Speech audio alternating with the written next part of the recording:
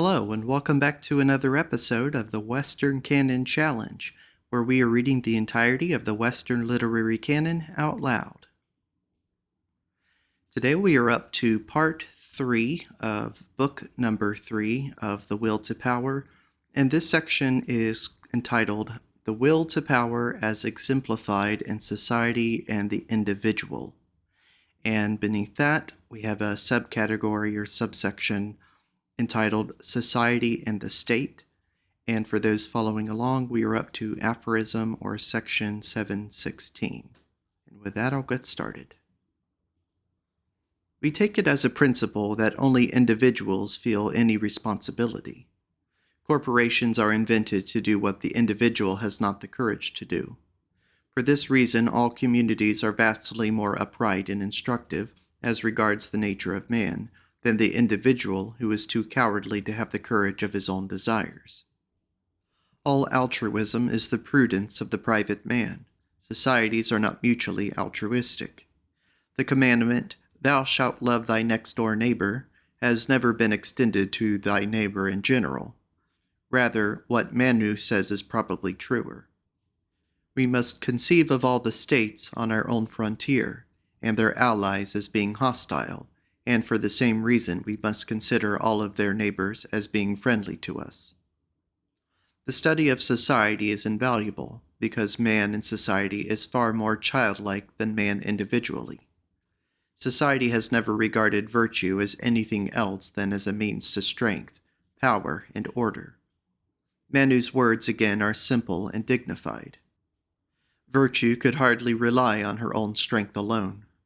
Really, it is only the fear of punishment that keeps men in their limits, and leaves everyone in peaceful possession of his own. 717. The state or unmorality organized is from within. The police, the penal code, status, commerce, and the family, and from without the will to war, to power, to conquest and revenge. A multitude will do things an individual will not, because of the division of responsibility, of command and execution, because the virtues of obedience, duty, patriotism, and local sentiment are all introduced, because feelings of pride, severity, strength, hate, and revenge, in short, all typical traits are upheld, and these are characteristics utterly alien to the herd man. 718. You haven't, any of you, the courage either to kill or to flog a man, but the huge machinery of the state quells the individual and makes him decline to be answerable for his own deed, obedience, loyalty, etc. Everything that a man does in the service of the state is against his own nature. Similarly, everything he learns in view of future service of the state. This result is obtained through division of labor, so that responsibility is subdivided too. The legislator and he who fulfills the law. The teacher of discipline and those who have grown hard and severe under discipline. 719. A division of labor among the emotions exists inside society, making individuals and classes produce an imperfect but more useful kind of soul. Observe how every type in society has become atrophied with regard to certain emotions, with the view of fostering and accentuating other emotions. Morality may be thus justified, economically, as aiming at the present possible use of all individual power, with the view of preventing the waste of exceptional natures. Aesthetically, as the formation of fixed types and the pleasure in one's own. Politically, as the art of bearing with the severe divergencies of the degrees of power in society. Psychologically, as an imaginary preference for the bungled and the mediocre, in order to preserve the weak. 720. Man has one terrible and fundamental wish. He desires power, and this impulse, which is called freedom, must be the longest restrained. Hence, ethics has instinctively aimed at such an education as shall restrain the desire for power. Thus, our morality slanders the would-be tyrant and glorifies charity, patriotism, and the ambition of the herd. 721. Impotence to power, how it disguises itself and plays the hypocrite as obedience, subordination, the pride of duty and morality, submission, devotion, love. The idolization and apotheosis of the commander is a kind of compensation and indirect self-enhancement. It veils itself further under fatalism and resignation, objectivity, self-tyranny, stoicism, asceticism, self-abnegation, hallowing. Other disguises are criticism, pessimism, indignation, susceptibility, beautiful soul, virtue, self-deification, philosophic detachment, freedom from contact with the world. The realization of impotence disguises itself as disdain. There is a universal need to exercise some kind of power or to create for oneself the appearance of some power, if only temporarily in the form of intoxication. There are men who desire power simply for the sake of the happiness it will bring. These belong chiefly to political parties. Other men have the same yearning, even when power means visible advantages, the sacrifices of their happiness and well-being. They are the ambitious. Other men, again, are only like dogs in a manger, and will have power only to prevent its falling into the hands of others, on whom they would then be dependent. 722. If there be justice and equality before the law, what would thereby be abolished? Suspense, enmity, hatred. But it is a mistake to think that you thereby increase happiness, for the Corsicans rejoice in more happiness than the Continentals. 723. Reciprocity and the expectation of a reward is one of the most seductive forms of the devaluation of mankind. It involves that equality which depreciates any gulf as immoral. 724. Utility is entirely dependent upon the object to be attained, the wherefore. And this wherefore, this purpose, is again dependent upon the degree of power. Utilitarianism is not, therefore, a fundamental doctrine. It is only a story of sequels, and cannot be made obligatory for all. 725. Of old, the state was regarded theoretically as a utilitarian institution. It has now become so in a practical sense. The time of kings has gone by, because people are no longer worthy of them. They do not wish to see the symbol of their ideal in a king, but only a means to their own ends. That's the whole truth. 726. I am trying to grasp the absolute sense of the communal standard of judgment and valuation, naturally without any intention of deducing morals. The degree of psychological falsity and denseness required in order to sanctify the emotions essential to preservation and expansion of power, and to create a good conscience for them. The degree of stupidity required in order that general rules and values may remain possible, including education, formation of culture, and training. The degree of inquisitiveness, suspicion, and intolerance required in order to deal with exceptions, to suppress them as criminals, and thus to give them bad consciences, and to make them sick with their own singularity. 727. Morality is essentially a shield, a means of defense, and insofar it is a sign of the imperfectly developed man. He is still in armor, he is still stoical. The fully developed man is above all provided with weapons. He is a man who attacks. The weapons of war are converted into weapons of peace. Out of scales and carapaces grow feathers and hair. 728. The very notion living organism implies that there must be growth, that there must be a striving after an extension of power, and therefore a process of absorption of other forces. Under the drowsiness brought on by moral narcotics, people speak of the right of the individual to defend himself. On the same principle, one might speak of his right to attack, for both, and the latter more than the former, are necessities where all living organisms are concerned. Aggressive and defensive egoism are not questions of choice or even of quote-unquote free will, but they are fatalities of life itself. In this respect, it is immaterial whether one have an individual, a living body, or an advancing society in view. The right to punish, or society's means of defense, has been arrived at only through a misuse of the word right. A right is acquired only by contract, but self-defense and self-preservation do not stand upon the basis of a contract. A people ought at least, with quite as much justification, to be able to regard its lust of power, either in arms, commerce, trade, or colonization, as a right, the right of growth. Perhaps, when the instincts of a society ultimately make it give up war and renounce conquest, it is decadent. It is ripe for democracy and the rule of shopkeepers. In the majority of cases, it is true assurances of peace are merely stupefying drafts. 729. The maintenance of the military state is the last means of adhering to the great tradition of the past, or, where it has been lost, to revive it. By means of it, the superior or strong type of man is preserved, and all institutions and ideas which perpetuate enmity and order of rank in states, such as national feeling, protective tariffs, etc., may on that account seem justified. 730. In order that a thing may last longer than a person, that is to say, in order that a work may outlive the individual who has created it, all manner of limitations and prejudices must be imposed upon people.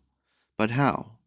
By means of love, reverence, gratitude towards the person who created the work, or by means of the thought that our ancestors fought for it, or by virtue of the feeling that the safety of our descendants will be secured if we uphold the work, for instance, the polis. Morality is essentially the means of making something survive the individual because it makes him of necessity a slave.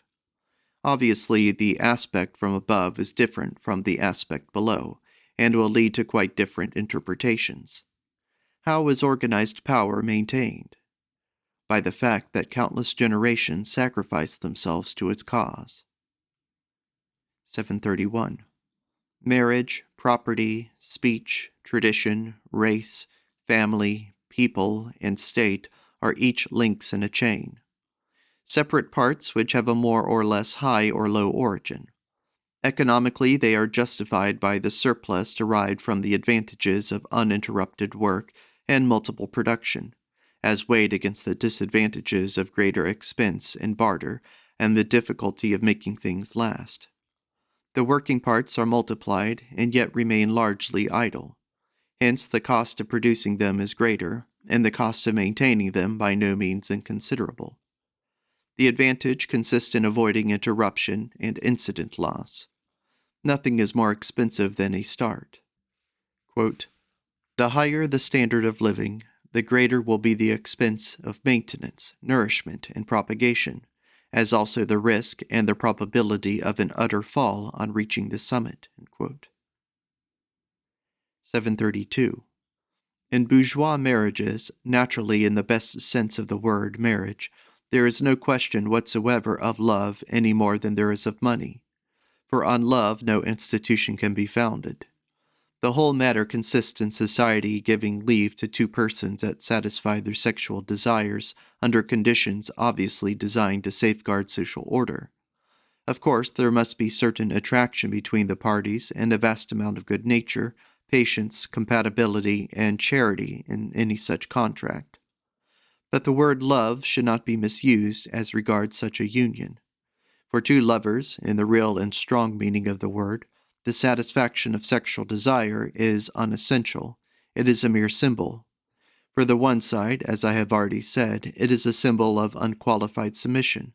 For the other, a sign of condescension, a sign of the appropriation of property. Marriage, as understood by the real old nobility, meant the breeding forth of the race. But are there any nobles nowadays? Qua eritur. That is to say, the maintenance of a fixed, definite type of ruler for which the object husband and wife were sacrificed. Naturally, the first consideration here had nothing to do with love. On the contrary, it did not even presuppose that mutual sympathy which is the sine qua non of the bourgeois marriage. The prime consideration was the interest of the race, and in the second place came the interest of a particular class. But in the face of the coldness and rigor and calculating lucidity of such a noble concept of marriage as prevailed among every healthy aristocracy, like that of ancient Athens, and even of Europe during the 18th century, we warm-blooded animals, with our miserably oversensitive hearts, we quote-unquote moderns, cannot restrain a slight shudder. That is why love as a passion, and the big meaning of this word, was invented for, and in an aristocratic community, where convention and abstinence are most severe. 733. Concerning the future of marriage. A supertax on inherited property, a longer term of military service for bachelors of a certain minimum age within the community. Privileges of all sorts for fathers who lavish boys upon the world, and perhaps plural votes as well. A medical certificate as a condition of any marriage, endorsed by the parochial authorities, in which a series of questions addressed to the parties and the medical officers must be answered, quote, family histories, unquote. As a counter-agent to prostitution, or as its ennoblement, I would recommend leasehold marriages, to last for a term of years or months, with adequate provision for the children. Every marriage to be warranted and sanctioned by a certain number of good men and true of the parish as a parochial obligation. 734. Another commandment of philanthropy. There are cases where to have a child would be a crime. For example, for chronic invalids and extreme neurasthenics. These people should be converted to chastity, and for this purpose the music of Parsifal might at all events be tried. For Parsifal himself, that born fool, had ample reasons for not desiring to propagate. Unfortunately, however, one of the regular symptoms of exhausted stock is the inability to exercise any self-restraint in the presence of stimuli, and the tendency to respond to the smallest sexual attraction. It would be quite a mistake, for instance, to think of Leopardi as a chaste man. In such cases, the priest and the moralist play a hopeless game. It would be far better to send for the apothecary. Lastly, society here has a positive duty to fulfill, and of all the demands that are made on it, there are few more urgent and necessary than this one. Society, as the trustee of life, is responsible to life for every botched life that comes into existence, and as it has to atone for such lives, it ought consequently to make it impossible for them to ever see the light of day. It should in many cases actually prevent the act of procreation, and may, without any regard for rank, descent, or intellect, hold in readiness the most rigorous forms of compulsion and restriction, and, under certain circumstances, have recourse to castration. The Mosaic law, "Thou shalt do no murder," is a piece of ingenuous purality compared with the earnestness of this forbidding of life to decadence. "Thou shalt not beget." For life itself recognizes no solidarity or equality of rights between the healthy and unhealthy parts of an organism. The latter must at all cost be eliminated, lest the whole fall to pieces. Compassion for decadence, equal rights for the physiologically botched, this would be the very pinnacle of immorality. It would be setting up nature's most formidable opponent as morality itself. 735. There are some delicate and morbid natures, the so-called idealists, who can never under any circumstances rise above a coarse, immature crime. Yet it is the great justification of their anemic little existence. It is the small requital for their lives of cowardice and falsehood to have been, for one instant at least, strong. But they generally collapse after such an act. 736. In our civilized world, we seldom hear of any but the bloodless, trembling criminal, overwhelmed by the curse and contempt of the society, doubting even himself, and always belittling and belying his deeds, a misbegotten sort of criminal. That is why we are opposed to the idea that all great men have been criminals, only in the grand style and neither petty nor pitiful. That crime must be inherent in greatness. This at any rate is the unanimous verdict of all those students of human nature who have sounded the deepest waters of great soul. To feel oneself adrift from all questions of ancestry, conscience, and duty. This is the danger with which every great man is confronted. Yet this is precisely what he desires. He desires the great goal, and consequently the means thereto. 737.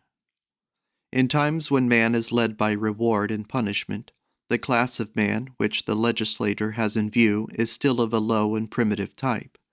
He is treated as one treats a child. In our latter-day culture, general degeneracy removes all sense from reward and punishment. This determination of action by the prospect of reward and punishment presupposes young, strong, and vigorous races. In effete races, impulses are so irrepressible that a mere idea has no force whatever. Inability to offer any resistance to a stimulus, and the feeling that one must react to it. This excessive susceptibility of decadence makes all such systems of punishment and reform altogether senseless. The idea amelioration presupposes a normal and strong creature whose action must in some way be balanced or cancelled if he is not to be lost, and turned into an enemy of the community. 738. The effect of prohibition. Every power which forbids, and which knows how to excite fear in the person forbidden, creates a guilty conscience. That is to say, a person has a certain desire, but is conscious of the danger of gratifying it, and is consequently forced to be secretive, underhand, and cautious. Thus any prohibition deteriorates the character of those who do not willingly submit themselves to it, but are constrained thereto. 739. Punishment and reward. These two things stand or fall together. Nowadays no one will accept a reward or acknowledgement that any authority should have the power to punish. Warfare has been reformed. We have a desire. It meets with opposition. We then see that we shall most easily obtain it by coming to some agreement, by drawing up a contract. In modern society, where everyone has given his assent to a certain contract, the criminal is a man who breaks that contract. This at least is a clear concept, but in that case anarchists and enemies of social order could not be tolerated. 740. Crimes belong to the category of revolt against the social system. A rebel is not punished, he is simply suppressed.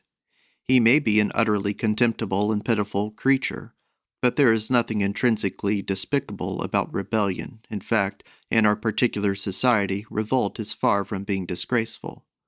There are cases in which a rebel deserves honors, precisely because he is conscious of certain elements in society which cry aloud for hostility. For such a man rouses us from our slumbers. When a criminal commits but one crime against a particular person, it does not alter the fact that all his instincts urge him to make a stand against the whole social system. His isolated act is merely a symptom. The idea of punishment ought to be reduced to the concept of the suppression of revolt, a weapon against the vanquished, by means of long or short terms of imprisonment. But punishment should not be associated in any way with contempt.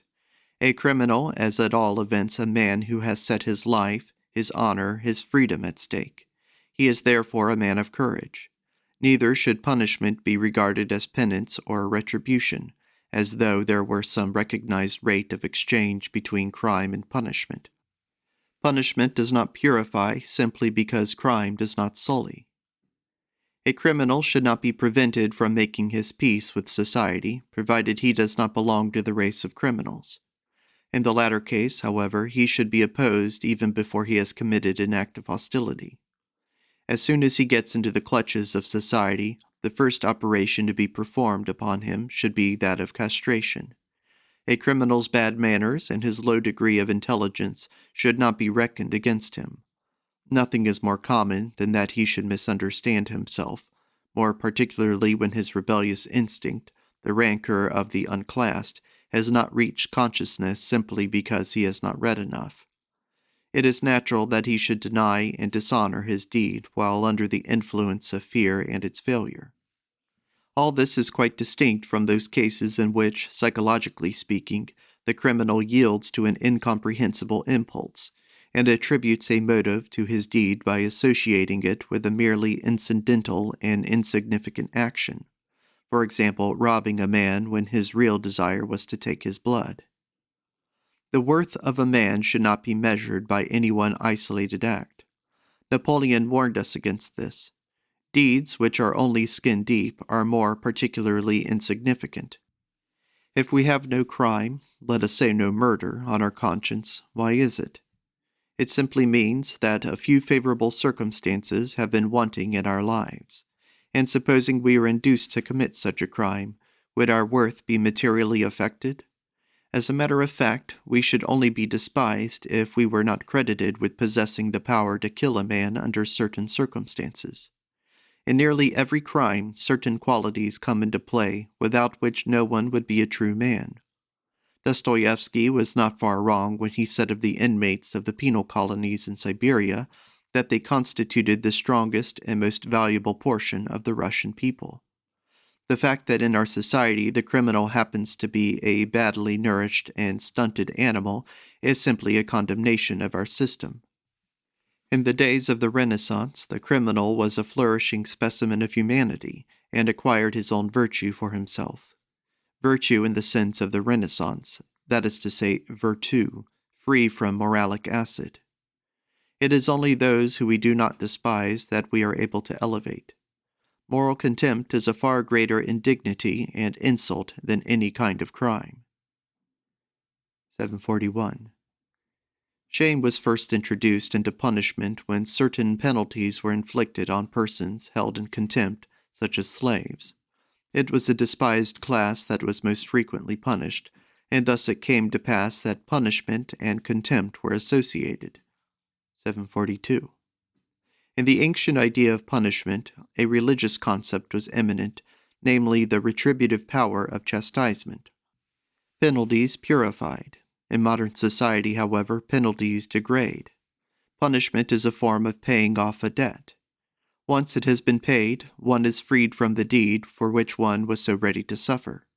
Provided belief in the power of punishment exists, once the penalty is paid, a feeling of relief and lightheartedness results, which is not so very far removed from a state of convalescence and health. One has made one's peace with society, and one appears to oneself more dignified, pure. Today, however, punishment isolates even more than the crime. The fate behind the sin has become so formidable that it is almost hopeless. One rises from punishment, still an enemy of society. Henceforward it reckons yet another enemy against it. The jus talionis may spring from the spirit of retribution, that is to say, from a sort of modification of the instinct of revenge.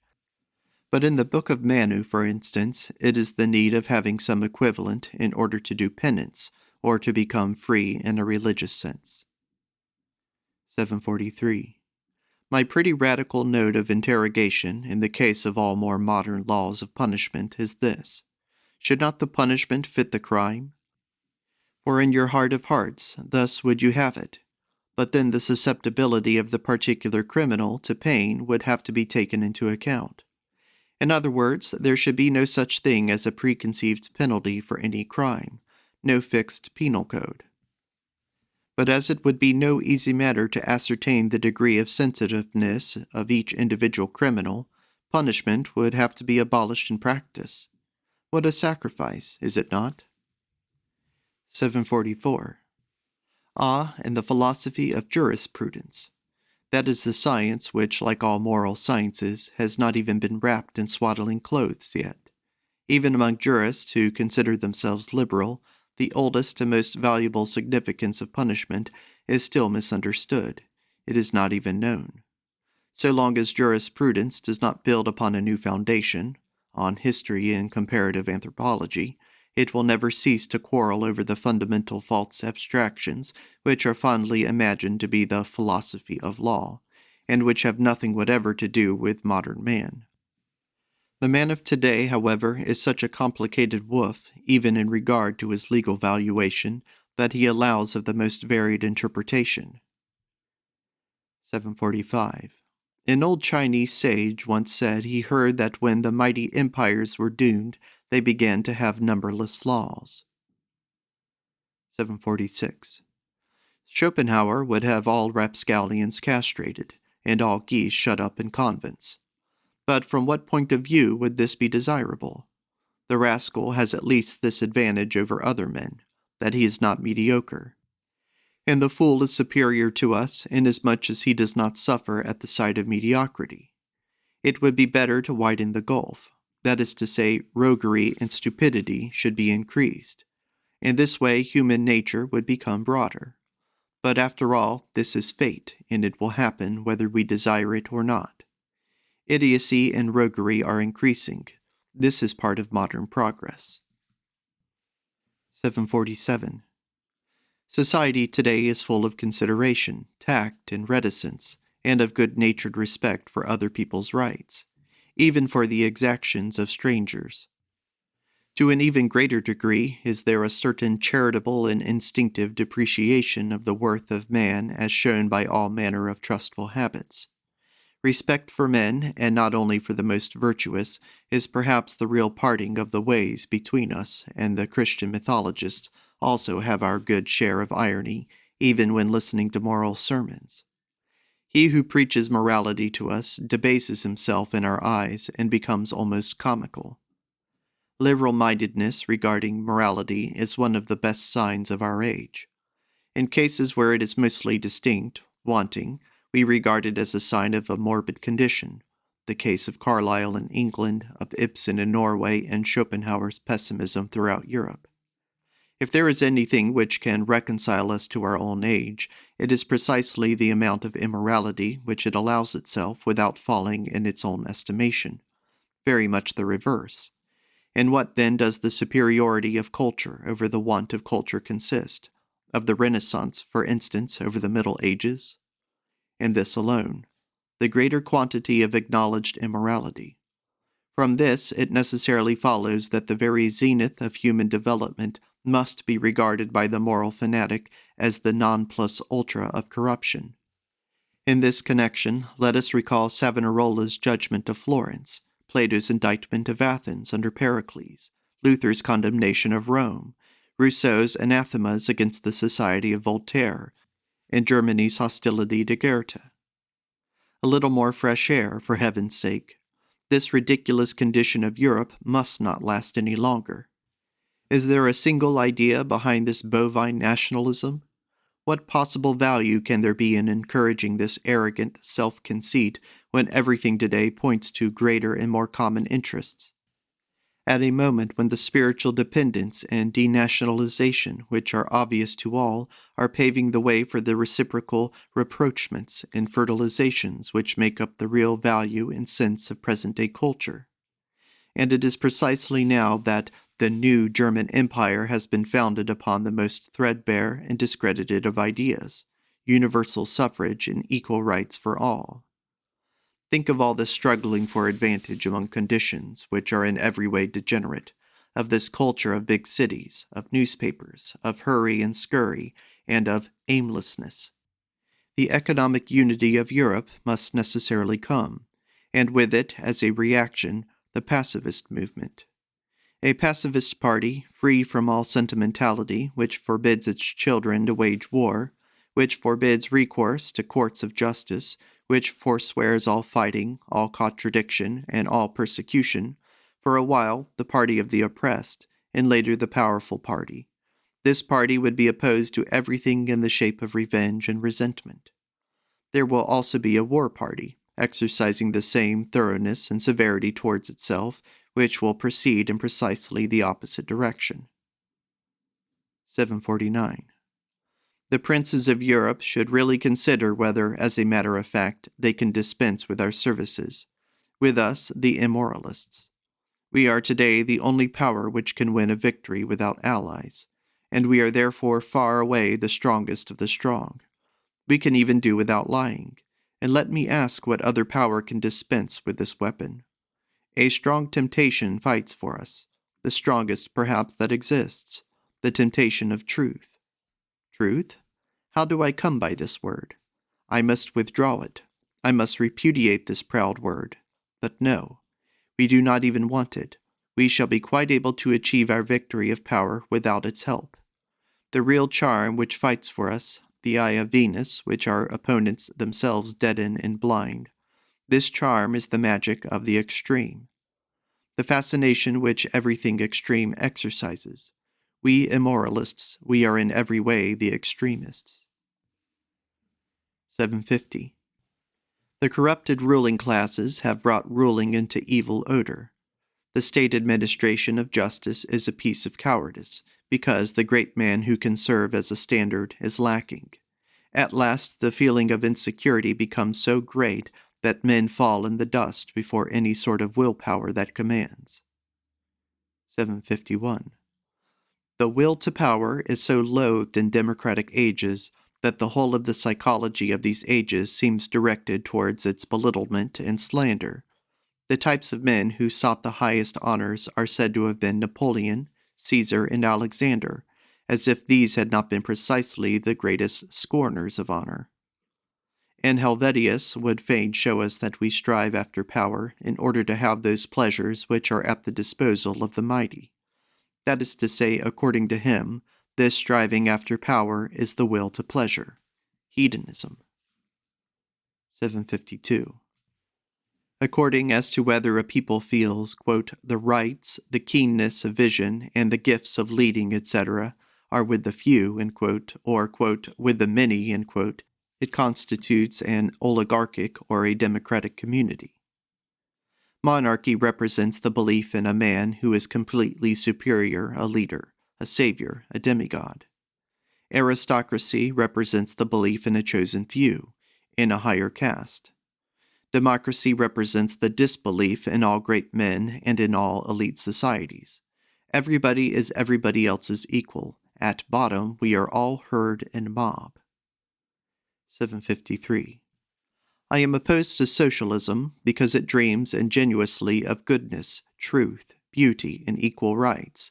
Anarchy pursues the same ideal, but in a more brutal fashion. I am opposed to parliamentary government and power of the press, because they are the means whereby cattle become masters. 754. The arming of the people means in the end the arming of the mob. 755.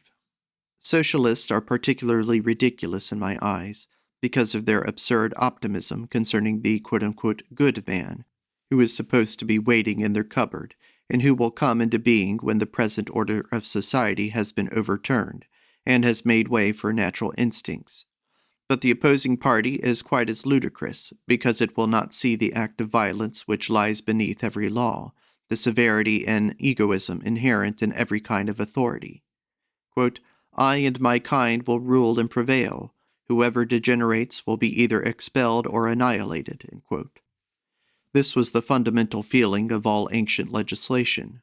The idea of a higher order of man is hated much more profoundly than monarchs themselves. Hatred of aristocracy always uses hatred of monarchy as a mask. 756.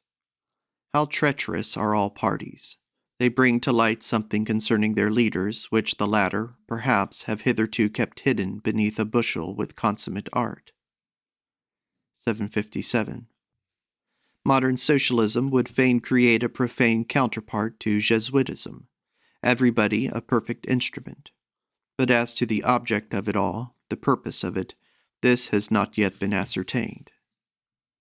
758. The slavery of today, a piece of barbarism.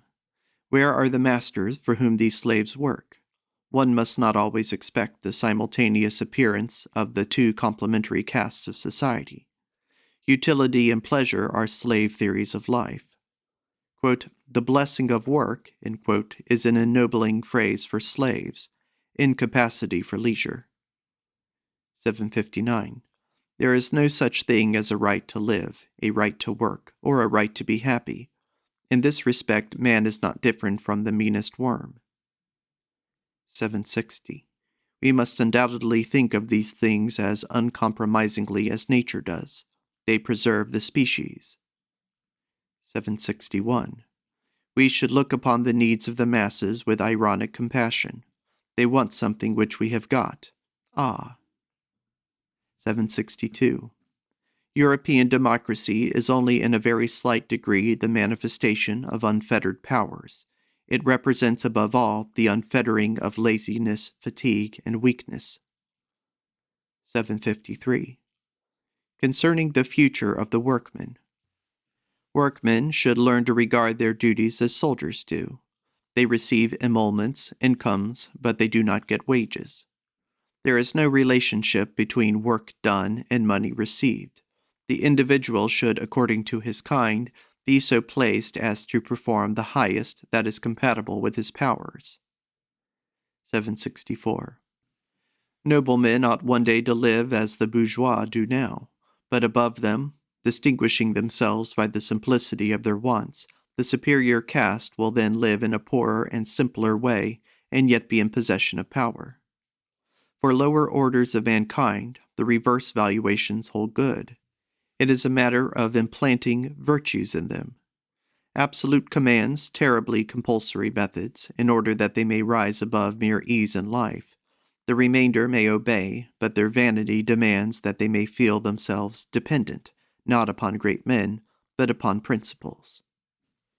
765. The atonement of all sin? People speak of the profound injustice of the social arrangement, as if the fact that one man is born in favorable circumstances and that another is born in unfavorable ones, or that one should possess gifts the other has not, were on the face of it an injustice. Among the more honest of these opponents of society, this is what is said. We, with all the bad, morbid, criminal qualities which we acknowledge we possess, are only the inevitable result of the oppression for ages of the weak by the strong. Thus they insinuate their evil natures into the conscience of the ruling classes. They threaten and storm and curse. They become virtuous from sheer indignation. They don't want to have become bad men and canaille for nothing. The name for this attitude, which is an invention of the last century, if I am not mistaken, pessimism. And even that pessimism which is the outcome of indignation. It is in this attitude of mind that history is judged, that it is deprived of its inevitable fatality, and that responsibility and even guilt is discovered in it. For the great desideratum is to find guilty people in it. The botched and the bungled, the decadents of all kinds, are revolted at themselves, and require sacrifices in order that they may not slake their thirst for destruction upon themselves, which might indeed be the most reasonable procedure. For this purpose they at least require a semblance of justification, i.e., a theory according to which the fact of their existence and of their character may be expiated by a scapegoat. This scapegoat may be God. In Russia, such resentful atheists are not wanting, or the order of society, or education and upbringing, or the Jews, or the nobles, or, finally, the well-constituted of every kind. It is a sin for a man to have been born in decent circumstances, for by so doing he disinherits the others, he pushes them aside, he imposes upon them the curses of vice and work. How can I be made answerable for my misery? Surely some one must be responsible for it, or I could not bear to live. In short, resentful pessimism discovers responsible parties in order to create a pleasurable sensation for itself, revenge. Sweeter than honey, thus does even old Homer speak of revenge. The fact that such a theory no longer meets with understanding, or rather, let us say contempt, is accounted for by that particle of Christianity which still circulates in the blood of every one of us. It makes us tolerant towards things simply because we scent a Christian savor about them. The socialists appeal to the Christian instincts. This is their really refined piece of cleverness. Thanks to Christianity, we have now grown accustomed to the superstitious concept of a soul, of an immortal soul, of soul monads, which, as a matter of fact, hails from somewhere else, and which has only become inherent in certain cases. That is to say, become incarnate in them, by accident. But the nature of these cases is not altered, let alone determined by it. The circumstances of society, of relationship, and of history are only accidents for the soul, perhaps misadventures. In any case, the world is not their work. By means of the idea of soul, the individual is made transcendental. Thanks to it, a ridiculous amount of importance can be attributed to him. As a matter of fact, it was Christianity which first induced the individual to take up this position of judge of all things. It made megalomania almost his duty. It has made everything temporary and limited subordinate to eternal rights. What is the state? What is society? What are historical laws? What is physiology to me?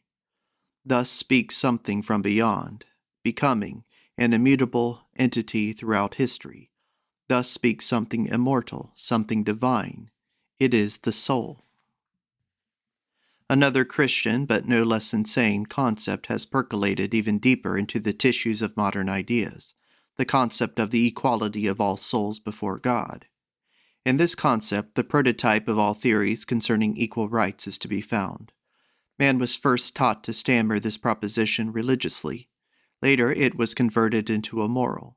No wonder he has ultimately begun to take it seriously, to take it practically, that is to say, politically, socialistically, resento-pessimistically.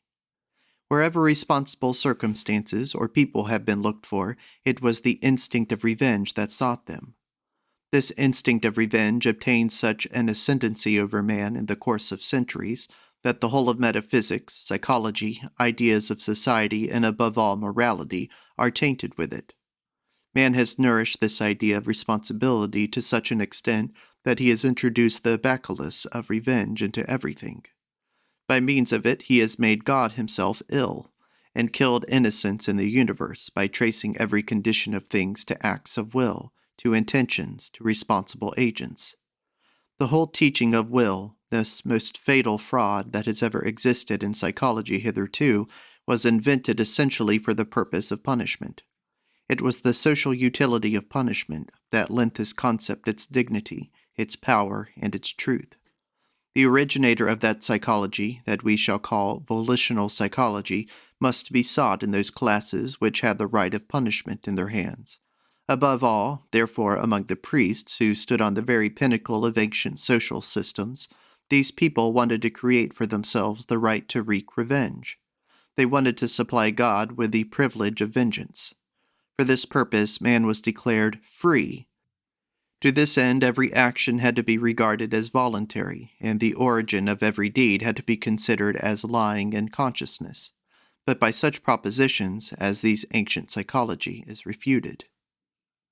Today, when Europe seems to have taken the contrary direction, when we halcyons would fain withdraw, dissipate, and banish the concept of guilt and punishment with all our might from the world, when our most serious endeavors are concentrated upon purifying psychology, morality, history, nature, social institutions and privileges, and even God himself from this filth, in whom must we recognize our most mortal enemies?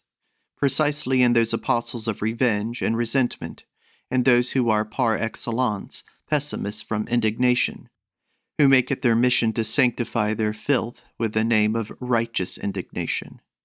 We others, whose one desire is to reclaim innocence on behalf of becoming, would fain be the missionaries of a purer thought, namely that no one is responsible for man's qualities, neither God, nor society, nor his parents, nor his ancestors, nor himself. In fact, that no one is to blame for him.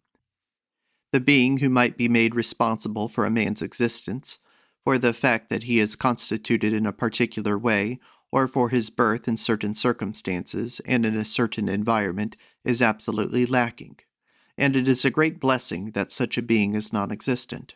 We are not the result of an eternal design, of a will, of a desire. There is no attempt being made with us to attain to an ideal perfection, to an ideal of happiness, to an ideal of virtue. And we are just as little the result of a mistake on God's part in the presence of which he ought to feel uneasy, a thought which is known to be at the very root of the Old Testament. There is not a place, nor a purpose, nor a sense to which we can attribute our existence, or our kind of existence. In the first place, no one is in a position to do this. It is quite impossible to judge, to measure, or to compare, or even to deny the whole universe. And why? For 5 reasons, all accessible to the man of average intelligence. For instance, because there is no existence outside the universe. And let us say it again, this is a great blessing, for therein lies the whole innocence of our lives. This is the end of Part 7 of Books 3 and 4 from The Will to Power by Friedrich Nietzsche. Thank you for listening.